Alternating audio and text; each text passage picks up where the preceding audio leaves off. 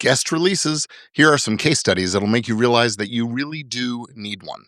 So imagine this. You publish a fantastic guest interview. It takes off. Your downloads spike, your sponsor's thrilled. Then suddenly the guest decides to demand that you take it down. They say that you never really gave permission, or they never really gave permission, or worse, that they threatened to sue. No signed release, no clear rights, just chaos. Well, today I am sharing the real world case studies that prove if you don't have a guest release for every episode, you are at serious risk. Stick around.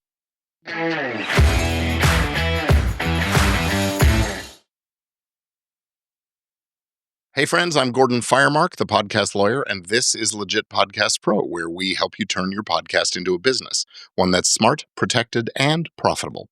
If your show features guests, and I know most do, this episode could save your show, your income, your reputation.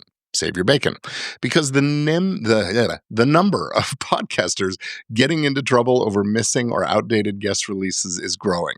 In fact, I've had 3 different podcasters call me just in the last couple of weeks with similar stories. A guest changed their mind, and now the podcaster has to scramble. So let's break it down. First is our first case study, a podcaster who did a great show, and the episode is gold, gets thousands of downloads, tons of buzz, and 2 big brand deals. A couple of weeks later, the guest emails saying, "Please remove the episode immediately. I didn't give permission for you to publish this." Well, the podcaster pushes back and says, "Of course you gave permission. You showed up and you recorded the episode with me." But here's the legal truth. Showing up and recording isn't really enough. That's implied consent, sure. But unless it's in writing that says it's irrevocable, guess what? That consent is revocable. And yes, it means the guest could pull the plug, even after it's been published and promoted. Now, technically, there's arguments. The podcaster owns the recording. They hit record. They did the editing. They fixed the audio. They relied on that implied consent and that it should remain irrevocable. But because they're the legal author of the final product doesn't necessarily give them all the rights. Ownership of the recording doesn't override the guest's personal rights, like their right to control how their voice, likeness, performance, and appearance are used, unless they've signed those rights away irrevocably. And without a signed release, well, the episode had to come down. Sponsors got pretty ticked off. One of them backed out. The reputation of the host was damaged. This is not hypothetical. This is happening. That's why it's so important to have a written, signed guest release, and that should be non-negotiable. Our second case study is a podcaster who edited the episode in good faith. They tightened things up, smoothed out the delivery, removed some tangents, the ums and ahs, you know, the kind of thing. And the guest just wasn't happy. They claimed that the edits changed some of the meaning of their words and made them sound arrogant or took things out of context. Next thing they know, the podcaster gets a demand letter from the guest's lawyer accusing them of misrepresentation and threatening a defamation claim. Now, here's the thing. This podcaster did have an email confirmation of the guest appearance, right? Just the calendar booking. But there was no signed release, no statement about editing rights, no waiver of any rights of approval. And that was the big mistake. A proper guest release would have covered all of this. A permission to record, the right to edit for clarity and time, no expectations about approval or final review, irrevocable consent to record and publish, and even better, if the podcaster had saved the raw, unedited file, they could have demonstrated that nothing meaningful was altered. I don't know whether that was the case in this situation, but it's a good idea. Anyway, so it's their word against the guests, and that's not a good position to be in. So protect yourself by doing 2 things. 1, use a guest release that spells out your editorial rights and publication rights. And 2, keep a backup of your raw recordings just in case.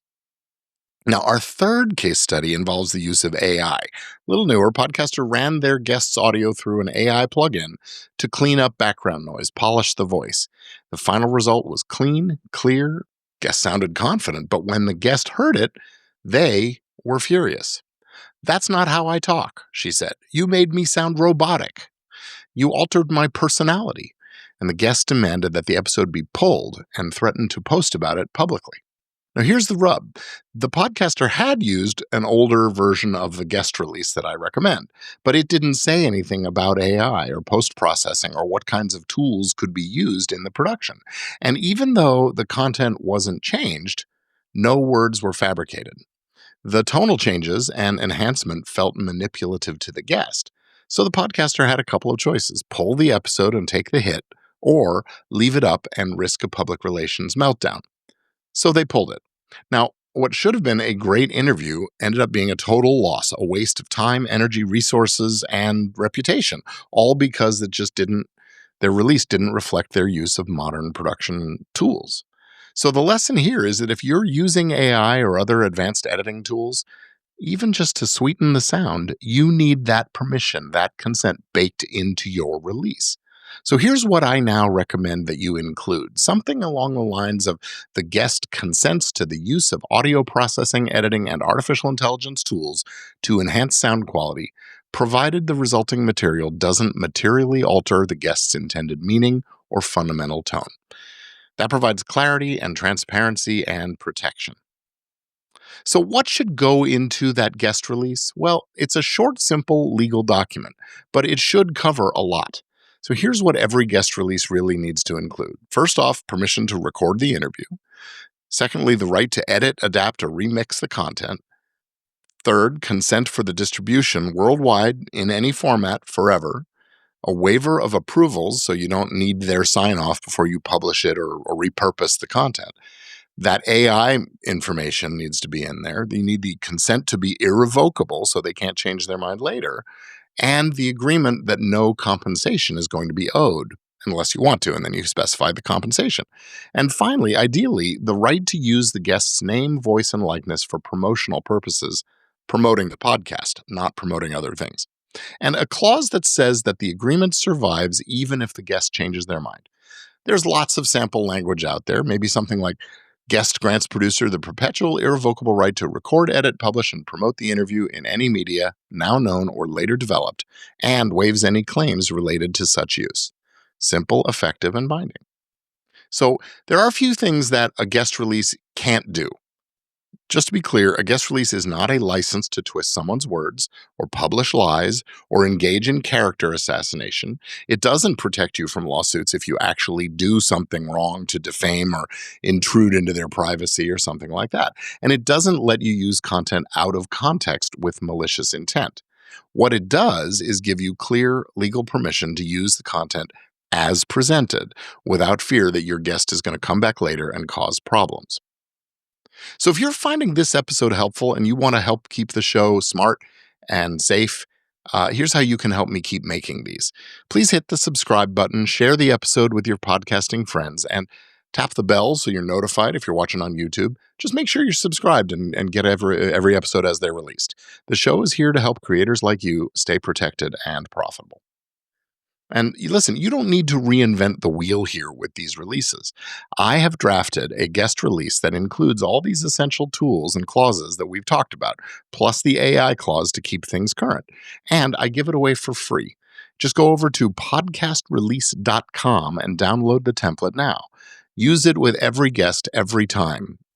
Practice safe guest, I call it. And if you want to see how this fits into the bigger picture, how your podcast becomes a real business with real protection or serves your existing business with real protection, check out the sample lesson from my Easy Legal for Podcasters program at gordonfiremark.com/levelup.